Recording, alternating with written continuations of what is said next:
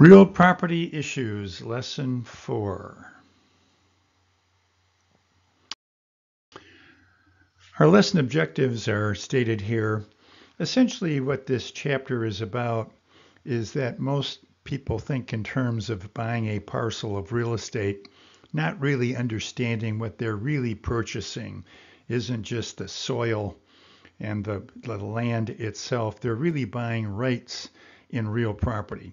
These rights are sometimes called the bundle of legal rights, which include easements and liens, even encroachments, other properties and other items encroaching on your property, and restrictions.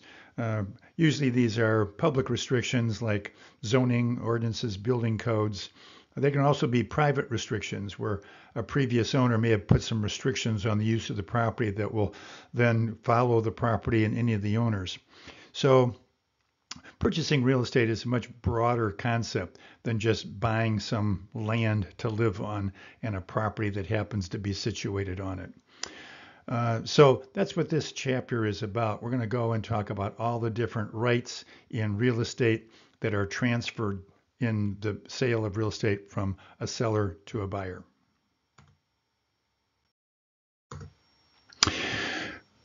As far as value of real estate is concerned, the acronym DUST kind of gives you an overall idea of, for something to have value, it has to contain these elements of DUST. D meaning demand, U meaning utility, S meaning scarcity, and T for transferability. So for something to be valuable, it has to have some combination of these four value characteristics. People have got to want it, demand. It has to fulfill some sort of need or usefulness. It has to be somewhat scarce, and the utility has got to be transferable from one party to the next. If you had something that was only valuable to you and not valuable, the value couldn't be transferred, the utility usefulness couldn't be transferred to somebody else, it wouldn't be very valuable, would it? So any product and or service to be valuable has to have these combination of these four value characteristics. And these are good to know. There will be, these are asked on the state exam, as well as I think there may be a question or two on your quizzes or maybe your final exam. So we do want to know what DUST stands for.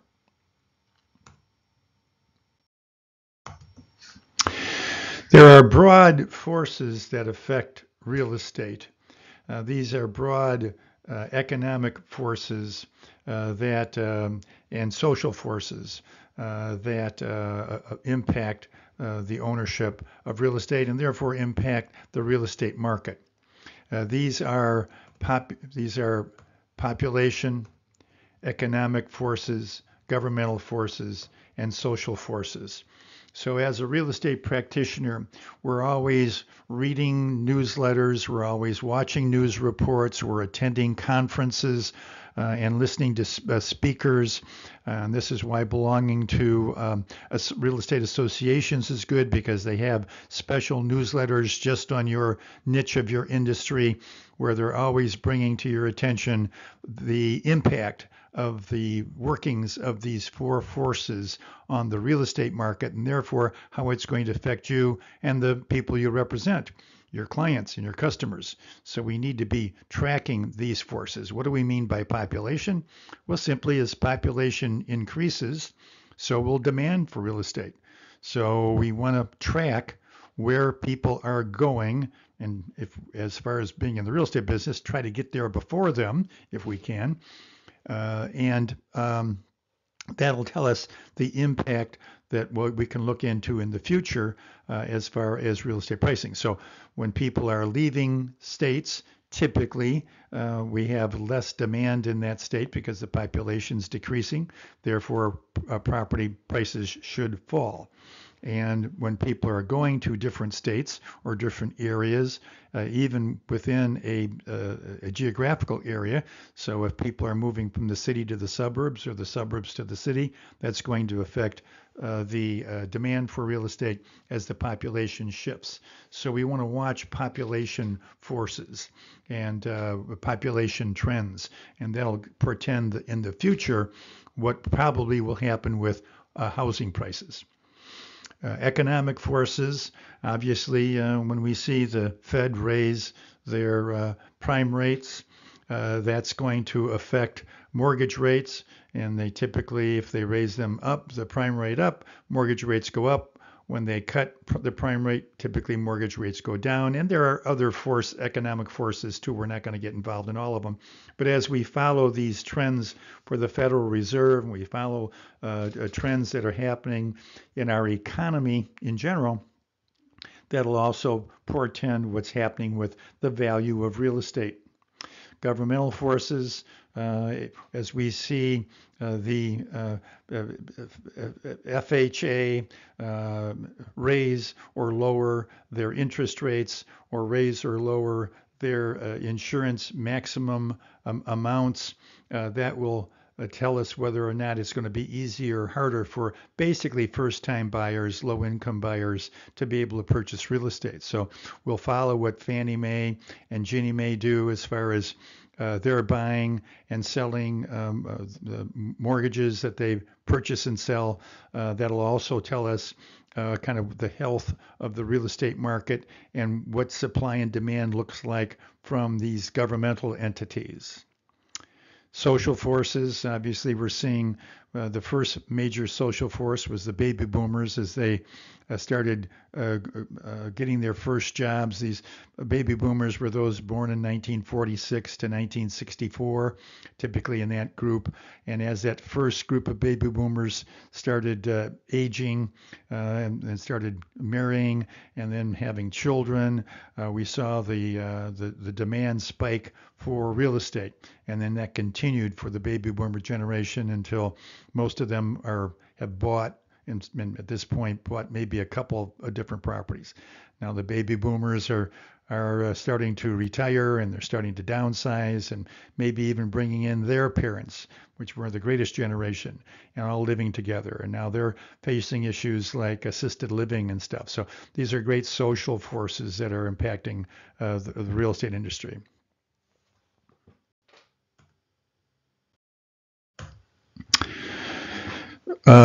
This is a fairly recent a change in migration within the United States. We can see the red states is where people are basically fleeing. In other words, there's more people leaving those states than are entering those states.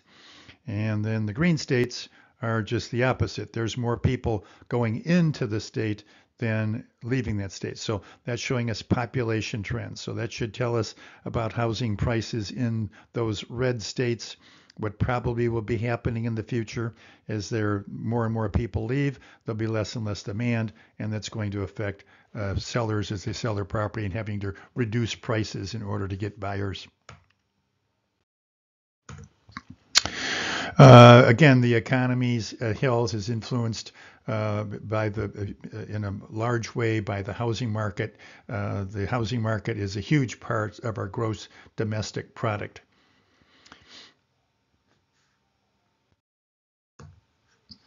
Governmental forces, as we talked about, the Fed is a huge governmental influence on the housing market. And then even things like mortgage interest tax deductions that used to incentivize home buyers and would create an uptick in home buying. Since those are basically being phased out, that's just another reason for people to rent, if you will. And then even tariffs on housing materials. So that's going to make the cost of housing more expensive. So these are all trends that we need to be watching as real estate industry professionals now. What's impacting our industry? Because it will impact our clients, buyers and sellers, landlords and tenants, and ultimately it's going to affect us.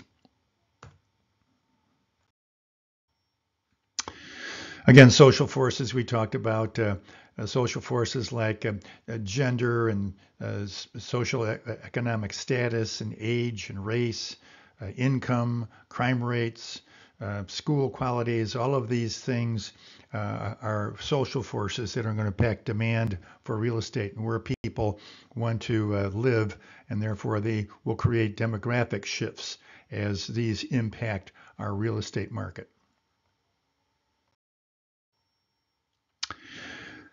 True or false?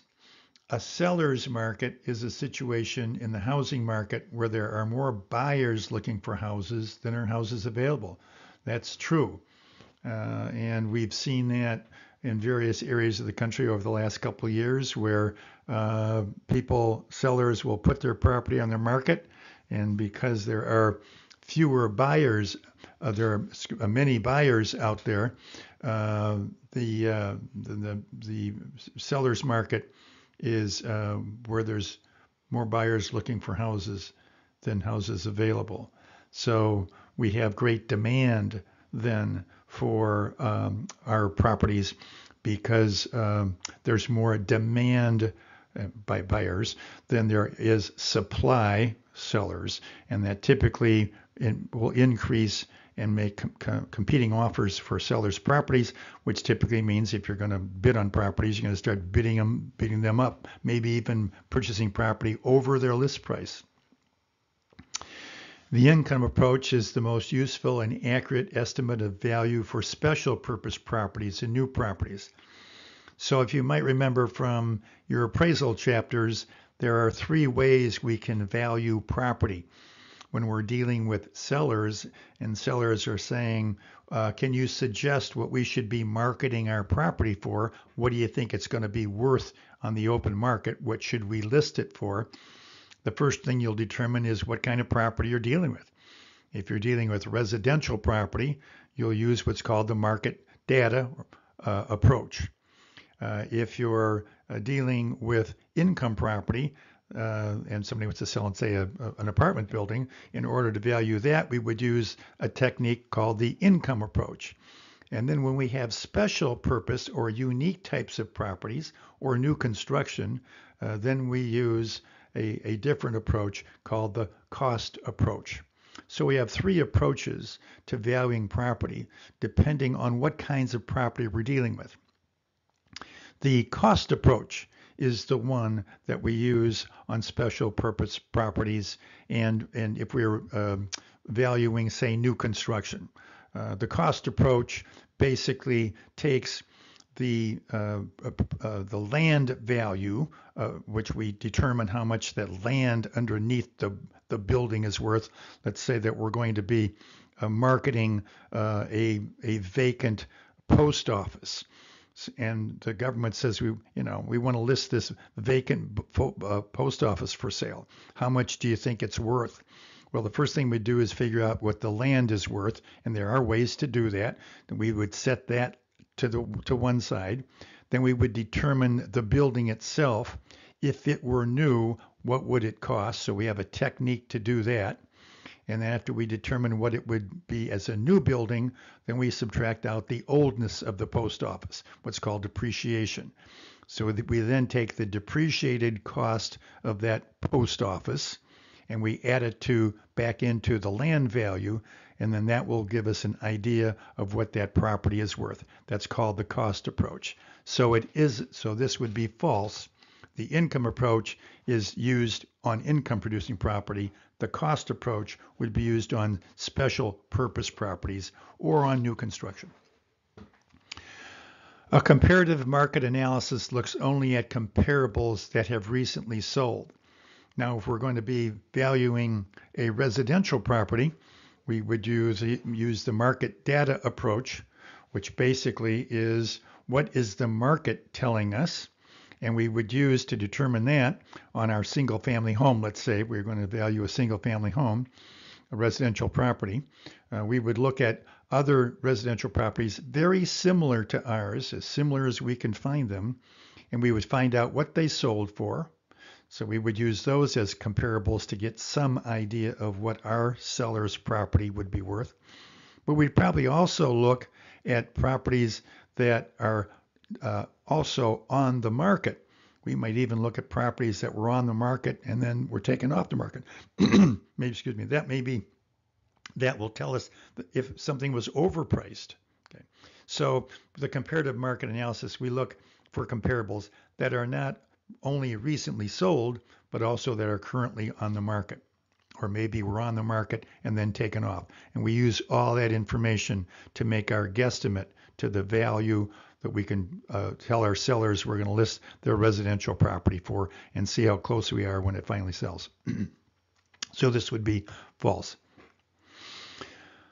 A comparative market analysis can never be referred to as an appraisal. Yeah, we can call them CMAs, but we're not supposed to refer to them as appraisals. Technically, only licensed appraisals, licensed appraisers can do what are called appraisals.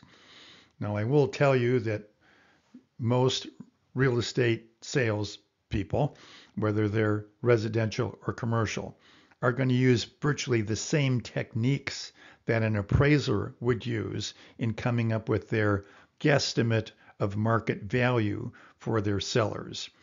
But whatever they come up with, they couldn't call an appraisal. So the residential people, when they do their CMAs, call them CMAs. They don't call them appraisals. If you're a commercial broker, you would usually be called a BPO, broker price opinion. So we can call them BPOs and CMAs, but we can't call them appraisals. So that's kind of a little rule. Does it really happen in the industry? Well, maybe yes, maybe no. But for our state exam and for our purposes in our course, we don't want to refer to what we do as licensees as appraisers.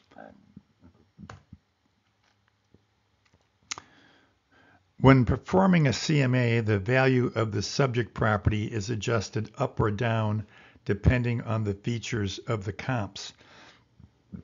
So when we do a CMA, comparative market analysis, we basically take our subject property and we try to do the best we can in sort of guessing a guesstimate of what we think its market value is, what we're going to list it for, what we think it's going to sell for. And to do that, we look at other comparables that are similar to our property. Now, we are not going to probably find an exact property like ours. No matter how much they look like it, no matter, they're still going to be on a different lot. They're going to be located somewhere else. Maybe it's next door, maybe it's a block away, maybe it's a different subdivision. No two properties, residential properties, are exactly identical. The fact they're in a different location makes them different. So what we do is we take those comparables and we take each feature of that comparable to ours, and we sort of determine based on our competing property, is that a feature better or worse than ours? Now, what's kind of weird is when we do this, when we look at the comparable where its feature is better, we have to subtract something from, quote, that feature to equal ours. So where the comparable is better, where the comparable feature is better, we subtract. Sometimes that's called CBS. Comparable feature better, we subtract. Where the comparable feature is, let's say, less than ours or worse than ours, then we add something to it. If you will, it's CPA. Where the comparable is poor, we add. Where the comparable better is better, we subtract. So where a comparable feature is less than ours, okay, we add CPA. Where the comparable feature is worse than ours, then, where it's better than ours, then we subtract. Comparable, better, subtract, CBS. Comparable, poor, add. I even get mixed up with that sometimes, but it's an easy way to remember that. So, but the important thing is when we're doing this adjusting of the comparable features to our subject property features, what's important and the easiest way to do this is remember that we start with the comparable feature. If the comparable is better, we subtract. Where the comparable is poorer, we add. So we're starting with the comparable. We don't start with the feature of the subject property. Okay, so that's why this one was going to be false. When performing a CMA, we take the value of the comparable and adjust it up or down based on the features of our subject property. It's almost the reverse of what they've got there. All right, let's go ahead and begin our key term matching exercise. Number 1, the use that is most physically possible, legally permissible, economically feasible, and maximally profitable or productive. That's called the highest and best use. Basically what that's saying is before any property, residential or commercial, any kind of property at all, before it can achieve its market value, it has to be used for its highest and best use, which is what that definition is all about. Before a property can achieve its market value, it must be used for its highest purpose, if you will. And that's the definition of highest purpose. So in valuing a property, let's say an appraiser, one of the first things he'll determine is whether or not that particular parcel or property is being used for its highest and best use. An informed buyer will not pay more for a home than a comparable property. So we have what's called the principle of substitution, which simply says that a buyer will pay pretty much for our property as much as he would pay or she would pay for a substitute property.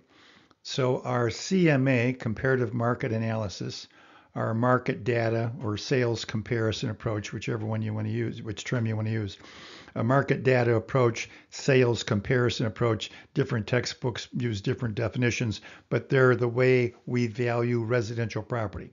So using the market data approach, that's why we're using these comparables. Basically, we're saying, let's find out how much buyers paid for properties sort of just like ours, and that'll give us a pretty good idea of what we should value our property at, or at least give us a starting point. The actual amount that someone paid for a property, that would be the price. So the market value is what we think it's going to sell for. Market price is what it eventually sells for. Market price is different than market value. The value of the best home in a given area is decreased by the better homes in the area.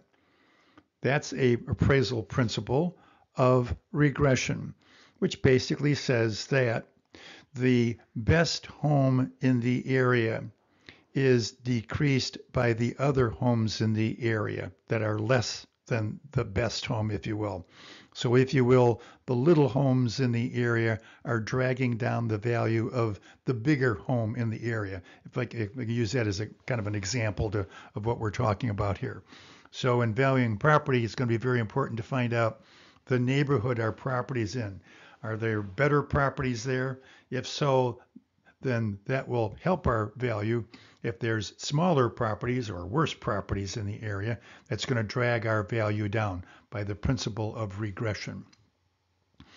The theoretical amount a property should bring on the open market under normal circumstances. Well, that's going to be our market value, okay?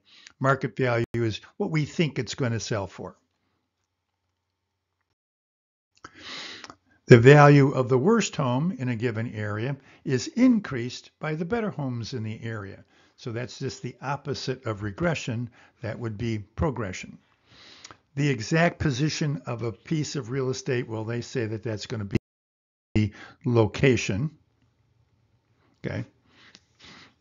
And the Latin term for that, by the way, is situs, S-I-T-U-S. So situs is a more formal word for describing that each parcel of property, if you will, in the United States, maybe the whole world, is in its own separate, unique location.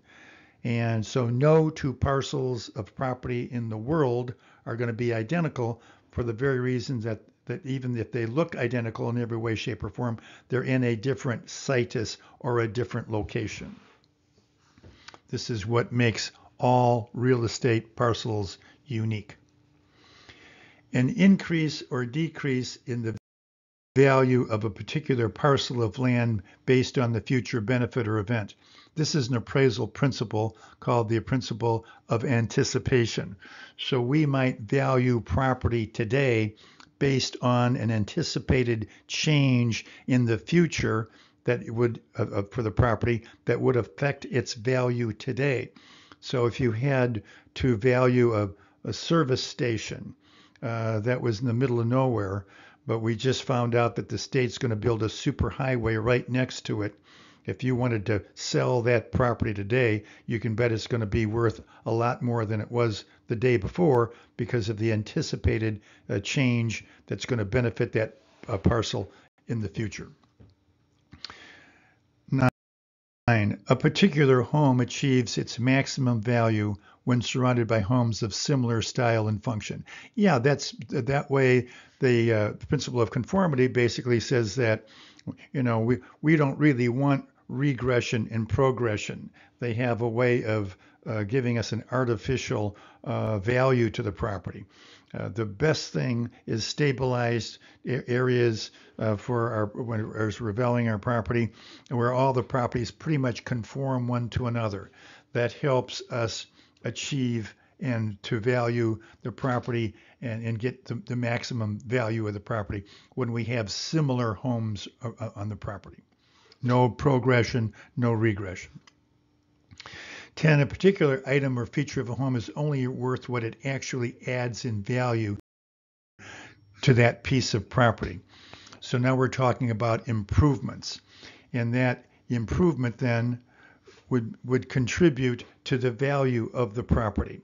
So each improvement that we make should contribute to the value of the property. Sometimes you might find, however, that a improvement that we think is an improvement as owners might actually devalue the property. An example might be a swimming pool. Swimming pools, particularly depending on the area of the country in, don't always give you a dollar for dollar return on it. In fact, in some cases, it may make the property harder to sell. So an improvement typically should help contribute to the value of the property.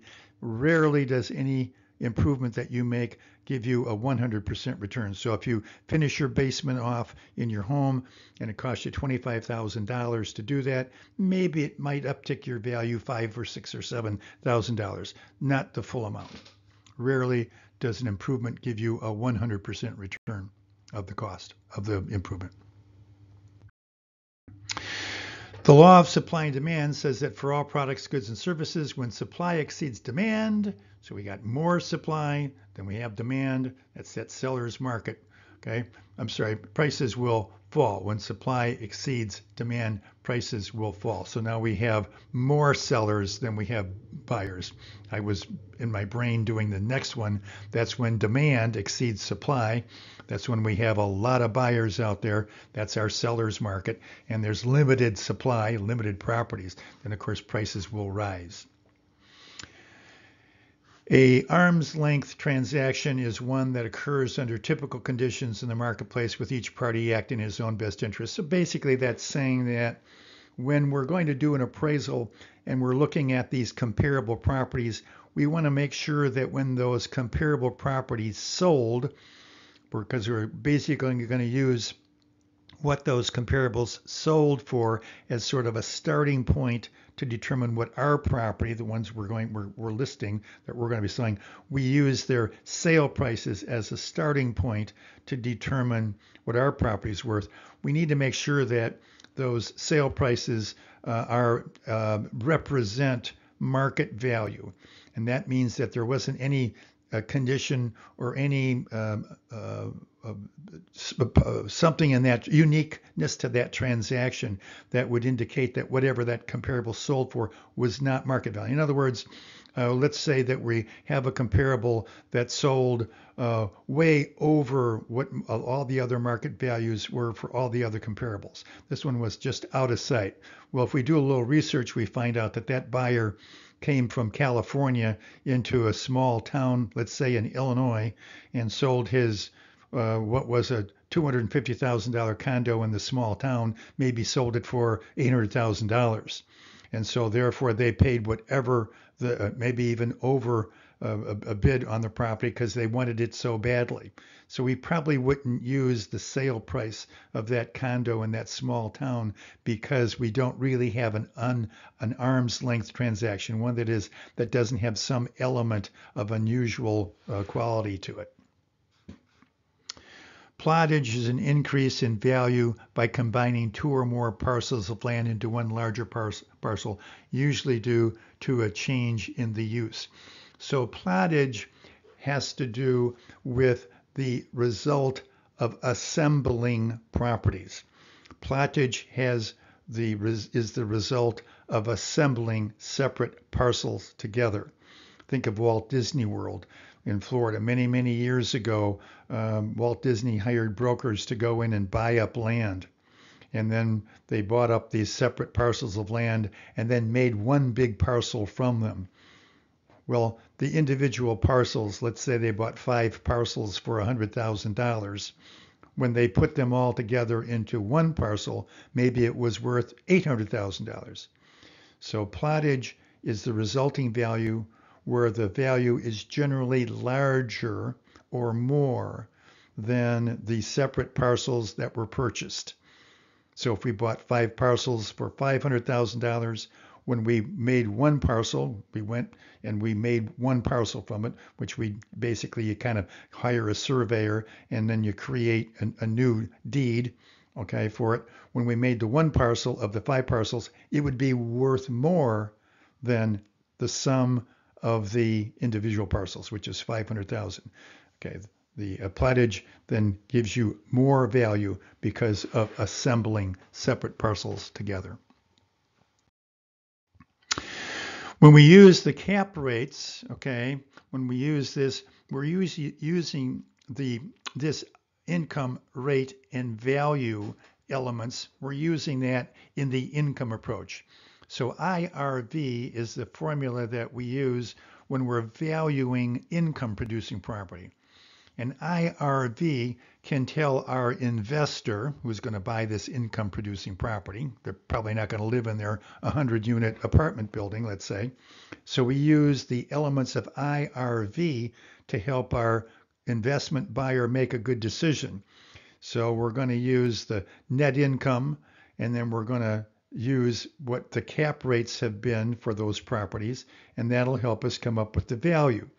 In other words, the value is I times R. So we'll go to the previous, but the seller that's selling the property will get all their financials on the property. We'll then manipulate those based on our investor and what monies they're putting down and what the impact is for them as far as income taxes and tax write-offs and depreciation and all that business. And then we multiply that by the cap rate. So we're going to know what the rates of return are on those properties in our particular area. And by doing that, we should come up with pretty much a good guesstimate of what we think the value should be. So our investor would then make an offer, let's say, based on our using the formula net income times cap rate would be equal what we think the market value of the property is. 5. The comparable, so we're going to start with the comparable, has 5 bedrooms. Our subject has 4. Oh, looks like the comparable is better. It's got 5 bedrooms. We only have 4. So when the comparable is better, we subtract CBS. So if a bedroom is worth $5,000, when we do the adjusting, how are we going to adjust it? Remember, the comparable is better, we subtract. So we're going to subtract the $5,000 from the comparable property. When using the cost approach, you need to subtract. Remember, we have to take the oldness out of our suggested new price or replacement cost of the building. What we think the building would cost new, we have to take, because it's not new, we have to subtract the depreciation from the cost of the structure after we guesstimate what it would cost new, and then we add back, of course, the land value that we talked about before. And that number would give us an idea of what we should be marketing the property for. Okay, continue on to scenario 1, property valuation, parts 1 to 1.5.